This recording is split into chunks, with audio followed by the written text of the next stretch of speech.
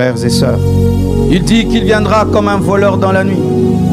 Alors où on s'y attend le moins, alors où vous n'y penserez pas, en un clin d'œil, comme une lumière allumée, nous n'aurons pas le temps.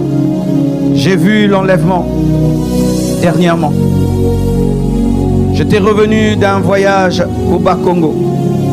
J'avais fait une semaine, je n'avais pas bien dormi. Et c'était une période, j'avais tout le temps des visions.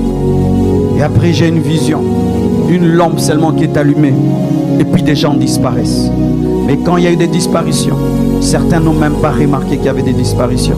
C'était des hommes qui passaient leur temps à parler du mal des autres. À parler du mal des autres. Tout le temps à parler du mal des autres. Ils ne se sont même pas rendus compte qu'il y a eu des disparitions. Et d'autres qui sont restés, ce sont des personnes qui gardaient des péchés dans leur cœur. À l'extérieur, c'est comme s'il n'y avait rien. Mais à l'intérieur, ils avaient des péchés.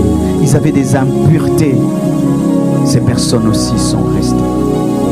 J'aimerais parler aux gens qui pêchent à l'intérieur. Toi, à l'extérieur, tu n'as aucun péché. Mais toi, tes péchés, c'est dedans. Tu es comme un tombeau blanchi.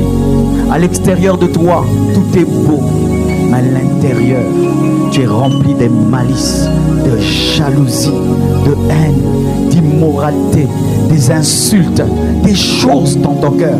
Si on prenait les choses que tu as dans ton cœur, on les sortait, les gens peuvent s'évanouir. Au-dedans, tu es mort.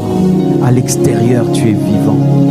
Sachez, mes frères et sœurs, que Dieu ne juge pas que les actions. Dieu juge aussi les